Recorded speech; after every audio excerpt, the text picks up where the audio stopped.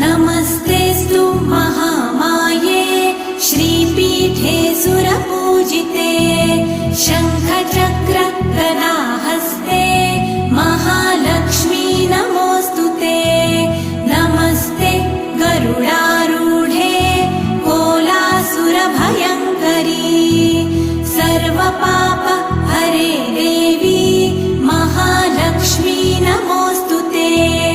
महादेव्यै च विद्महे विष्णुपत्न्यै च धीमहि तन्नो लक्ष्मी प्रचोदयात्।